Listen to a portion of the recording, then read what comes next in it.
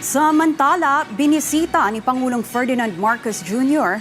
ang dalawang solar-powered irrigation projects sa Camarines Sur, kung saan makikinabang ang mahigit 1,000 benepisyaryong magsasaka sa lalawigan. Si Connie Kalipay ng Philippine News Agency sa sentro ng balita.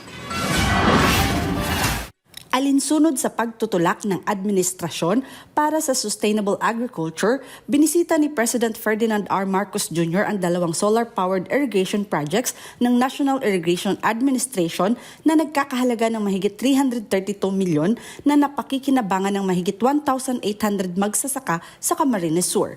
Sinusuportahan ng proyekto ang pananaw ni Pangulong Ferdinand R. Marcos Jr. para patatagin ang seguridad ng pagkain at gawing makabago ang sektor ng agrikultura sa pamamagitan ng mga makabago at climate resilient na teknolohiya. Kabilang sa mga proyekto ang solar pump irrigation project ng San Agustin San Ramon Agrarian Reform Farmers Cooperative sa Bula na nagkakahalaga ng 126.73 milyon at ang bagong Masba Solar Pump Irrigation Project Phase 1 sa Minalabak na nagkakahalaga ng 205.46 milyon.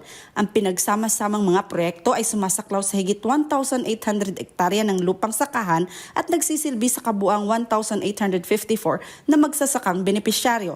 Ang bagong Masba Multipurpose Cooperative na dati ay nahaharap sa paulit-ulit na pagkawala ng kuryente dahil sa matagal nang hindi nababayarang mga obligasyon sa kuryente, ngayon ay nakikinabang mula sa isang maasahan at walang patid na sistema ng irigasyon.